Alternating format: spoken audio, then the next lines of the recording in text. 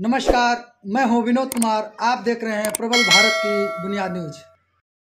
किसानों के साथ नहीं है संयुक्त मोर्चा किसान। मैं क्या कह रहा हूं, जो किसानों के साथ नहीं है वो देश का गद्दार है। जो किसानों के खिलाफ एक शब्द भी बोलता है डायरेक्टली या इनडायरेक्टली, वो देश का गद्दार है। आज जो ये फैसला है इलेक्टोरल बॉन्ड का, ये साबित कर दिया ना सुप्रीम कोर्ट के 5 जजों ने कि संविधान को तोड़कर, संविधान के खिलाफ जाके ये इलेक्टोरल बॉन्ड्स का ऑर्डर आरएसएस और बीजेपी के लोग लाए थे।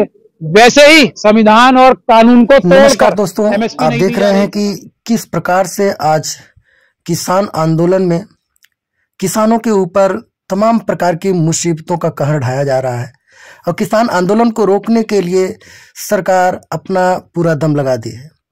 जैसा कि आप देख रहे हैं ने यहाँ पर किस तरीके से किसानों का इतिहास दोहराया है और यहाँ तक कि ये भी कह डाला है कि यदि जो कोई भी व्यक्ति किसान के विरोध में है वह देश का गद्दार है। और ऐसे ही कुछ नाम को उन्होंने चिन्हित किया है और ऐसे ही कुछ लोगों को चिन्हित करके क्या खूब कहा है। आइए आपको दिखाते हैं ये रिपोर्ट। अपराधी बचते हैं लेकिन हर अपराधी जेल जाता है। हरियाणा पुलिस के हर एक सिपाही को हम वार्निंग दे रहे हैं, संभल जाएं। और अपने जो होम मिनिस्टर हैं विज साहब, उनकी या खट्टर साहब की गैर कानूनी आपराधिक बातें सुनकर उस पर अमल ना करें। पंजाब के बॉर्डर को क्रॉस करके जो वो गोलियां चला रहे हैं, वो अगर पंजाब की पुलिस ने उनके खिलाफ एफआईआर कर ली तो क्या करेंगे? वो जो आंसू गैस के गोले वो ड्रोन के माध्यम से हरियाणा का बॉर्डर क्रॉस करके चला रहे हैं, तो वो अपराध नहीं है क्या? ये सब अपराध करना बंद कर दें। भारत का संविधान हर एक नागरिक को, किसानों को, खेतिहर मजदूरों को, ट्राइबल्स को, एससी एसटी ओबीसी माइनॉरिटीज को, हर एक नागरिक को अधिकार देता है कि वो पूरे देश में कहीं भी जा सकते हैं। मैं एक बात आपके सामने पहले भी साबित बता चुका हूं, दोबारा बता रहा हूं। तो किसान कर रहे हैं वो 100% सही है। 100% मतलब 100% सही है। और जो हरियाणा सरकार अमित शाह साहब के साथ मिलके केंद्रीय जो बल लगा के जो कर रही है वो 100% अपराध है। किसानों की वजह से किसी को भी एक व्यक्ति को भी कोई असुविधा नहीं हो रही है। असुविधा हो रही है ये जो बैरियर्स लगाए हैं उसकी वजह से असुविधा हो रही है। जो सरकार एक भौकाल बना रही है, असुविधा हो रही है इसलिए जो मंत्री और जो संतरी एक तरफ तो ये कह रहे हैं कि हम इनसे बात कर रहे हैं, दूसरी तरफ से उनको आतंकवादी, खालिस्तानी और अपराधी बता रहे हैं। ये कोई भी व्यक्ति जो किसानों के खिलाफ एक भी शब्द बोलता है वो देशद्रोही है, अपराधी है, गुंडा है। और किसानों को, अभी स्वामीनाथन जी की बेटी ने कहा है ना, वो अन्नदाता है। जिस स्वामीनाथन जी को इन्होंने भारत रत्न दिया है, उनकी बेटी अपने एक पुरस्कार जो उनका स्वीकार करने का समारोह था उसमें बोल रही है किसान हमारे अन्नदाता हैं। अन्नदाताओं को आतंकवादी, टेररिस्ट, खालिस्तानी बताने वाले खुद आतंकवादी हैं, खुद देशद्रोही हैं। इस बात को आप बिल्कुल साफ रख लें। बहुत सारे फ्रॉड, बहुत सारे जो क्रिमिनल जर्नलिस्ट हैं और बहुत सारे जो छदम इंटेलेक्चुअल्स हैं, वो ये बता रहे हैं कि देश की जनता के पास इतना पैसा कहां से आएगा, बजट में इतना पैसा कैसे अलॉट होगा, ये 10-15 लाख करोड़ रुपए जो खर्च होने हैं किसानों के ऊपर वो कहां से आएंगे? मैं उसका सीधा सा जवाब दे रहा हूं। 25 लाख करोड़ से ज्यादा, 25 लाख करोड़ से ज्यादा इस मोदी सरकार ने अडानी, अंबानी और दूसरे अपने क्रिमिनल आतंकवादी जो बिजनेसमैन बनते हैं अपने आप को, उनको बैंकों से माफ किया है।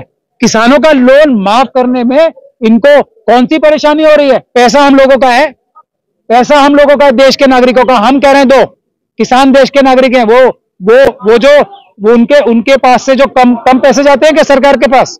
हमारा पैसा है देश के नागरिकों का, हम देश के मालिक हैं। हम कह रहे हैं कि किसानों की सब मांगे ठीक है, हमारा पैसा है उन्हें दो।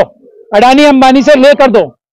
150 लाख करोड़ रुपए जो मोदी जी ने IMF से लिया है लोन, उसमें से दो। सबसे पहला हक उनका है। ये 25 लाख करोड़ तो सिर्फ नजर आने वाला जो कर्ज है माफ किया है। जो ये 150 लाख करोड़ रुपए जो आए हैं पिछले 10 सालों में, 7-8 सालों में, वो कहां है? उसमें से दो। और जो ये ब्लैक मनी है जो अडानी अंबानी के पास है और इनके सब बीजेपी के कार्यकर्ताओं के पास है, जो सैकड़ों लाख करोड़ है, उसमें से दो। किसानों को देने से पहले कोई सवाल नहीं पूछेगा। जो सवाल पूछेगा वो बेईमान है। हमारा पैसा है, ब्लैक मनी रिकवर करो। 15-15 लाख रुपए जो हमको देने थे ना मोदी जी, हमको चलो 14-14 लाख दे देना। सवाल ये 1-1 लाख इनको दो किसानों को, सबको। चुनाव के समय ही क्यों किसानों को आंदोलन याद आता है? सबसे अच्छा टाइम यही होता है ना। उनके नौकरी तो है प्रधानमंत्री जी, अभी नौकरी मांगने दोबारा आने वाले हैं। कोई गलत बात नहीं है, बिल्कुल सही कर रहे हैं किसान। ये सही टाइम में नौकरी मांगने के लिए अभी तो आने वाले हैं सब जो नौकर हैं, सारे एमपी जो नौकर हैं हमारी देश की जनता के और किसानों के, अभी नौकरी रिन्यू कराने नहीं आएंगे। नौकर के कान कम उमेटे जाते हैं जब वो तनख्वाह मांगने आता है या ये कहने आता है मुझे नौकरी दोबारा दे दो। बेईमान नौकर को कब कान उमेटे जाएंगे उसके, जब वो दोबारा, भाई अब हम कहेंगे ना तुम तो चोर हो, तुमने पहले चोरी की, अब नौकरी नहीं देंगे तुम्हें। सबसे अच्छा टाइम यही है। पर संयुक्त मोर्चा साथ नहीं है ना उनके, सर देख रहे हैं जो किसानों के साथ नहीं है, संयुक्त मोर्चा किसान, मैं क्या कह रहा हूं, जो किसानों के साथ नहीं है वो देश का गद्दार है। जो किसानों के खिलाफ एक शब्द भी बोलता है डायरेक्टली या इनडायरेक्टली, वो देश का गद्दार है।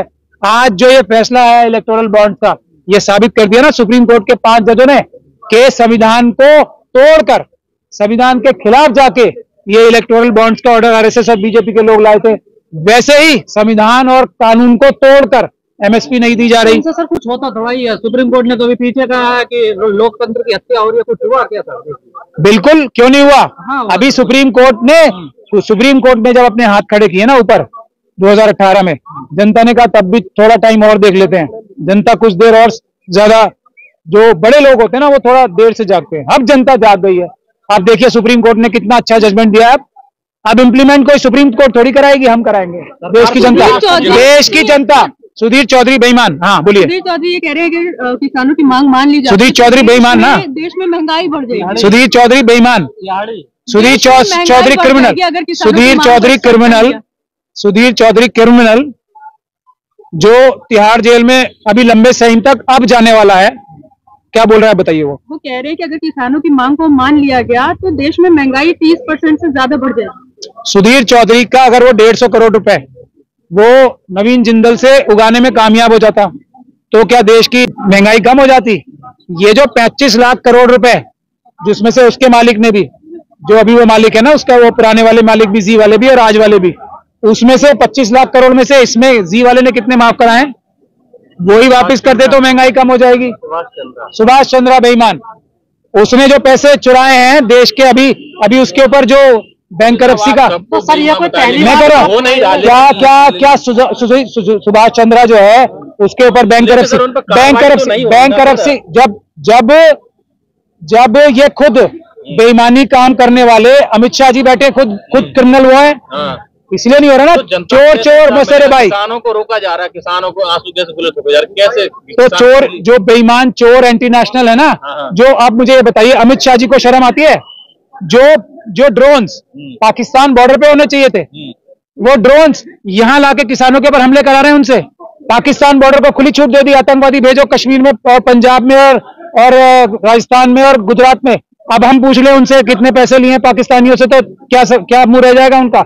चाइना के बॉर्डर से ड्रोन हटा के, अभी आज खबर आई है, पता है आप लोगों को ये बात? नई खबर, जो चाइना के लोग हैं ना, उन्होंने जो न्यूट्रल विलेजेस हैं उसमें अपनी पॉपुलेशन तो वो कह रहे हैं, असल में उन्होंने अपने फौजी जो गांव है ना बॉर्डर पे, उसमें बिठाने शुरू कर दिए ड्रोन। वहां के ड्रोन विड्रॉ करके किसानों पे हमला जो करा रहे हैं, वो देश का क्या होम मिनिस्टर बनने लायक है या वो क्रिमिनल है? क्या वो एंटी नेशनल है? ये फैसला आप जनता करेगी। खट्टर जी बोल रहे कि तरीका गलत है किसानों का, दिल्ली जाने से कोई नहीं रोकेगा, लेकिन जैसे ट्रैक्टर लेकर जा रहे हैं, अनाज 6 महीने का लेकर जा रहे हैं, वो गलत है।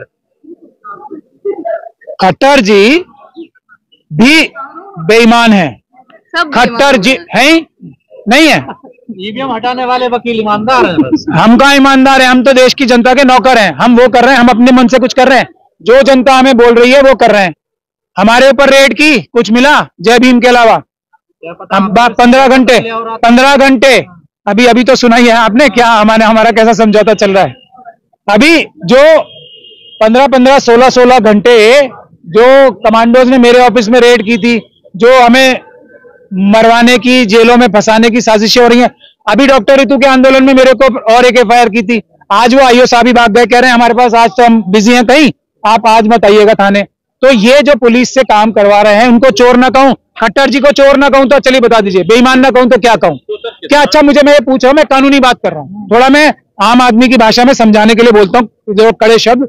वैसे जो मुख्यमंत्री इसलिए मुख्यमंत्री बना है कि लॉ एंड ऑर्डर की सिचुएशन ठीक रहेगी, किसी को भी उसके राज्य में आने जाने में पूरे किसी भी नागरिक को तकलीफ नहीं होगी। तकलीफ नहीं होगी, वो अगर तकलीफें पैदा कर रहा है तो मैं उसको ईमानदार चीफ मिनिस्टर बोलूं या बेईमान चीफ मिनिस्टर बोलूं। दूसरा, ट्रैक्टर लाने पे क्या वीजा लगता है? पासपोर्ट लगता है ट्रैक्टर लाने पे?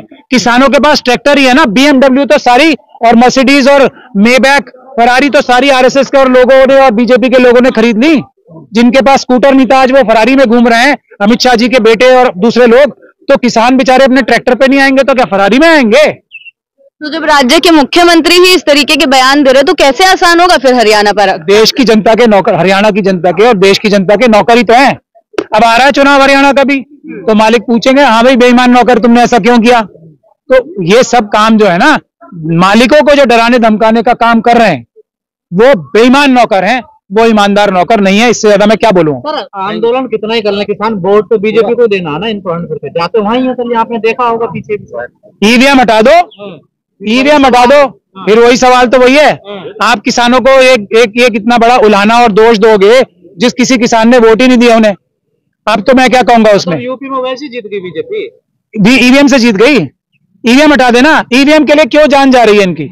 भाई जब ये इतने 400 पार कर रहे हैं, हम तो कह रहे हैं ना, हर वो व्यक्ति, तीसरी बात और सुन लीजिए, हर वो व्यक्ति जो ये कहता है कि मुझे ईवीएम से ही चुनाव कराना है वो बेईमान है, देशद्रोही है। हर वो व्यक्ति जो पेपर बैलेट की मुखालफत करता है वो बेईमान है। किसानों की समस्या हल कैसे निकलेगा? कैसे? सबसे पहला काम ये करना है कि ये बेईमान नौकर हैं, इन्होंने रास्ता ये ढूंढ लिया है कि जनता के, किसानों के, मजदूरों के, नौजवानों के, गरीबों के, किसी का, महिलाओं के वोट ही नहीं चाहिए किसी के। ईवीएम के माध्यम से ये चुनाव जीतेंगे। सबसे पहला काम जो हमें करना है कि हमें ईवीएम हटानी है सबको मिलके। ईवीएम हट गई तो ये वैसे ही घुटनों पे आ जाएंगे। सर बैलेट पेपर की क्या गारंटी है? बहुत से लोग कहते हैं बैन हैंडलिंग होगी, बहुत होगी, लेकिन इतनी नहीं होगी, पकड़ी जाएगी चोरी जैसे चंडीगढ़ में पकड़ी गई।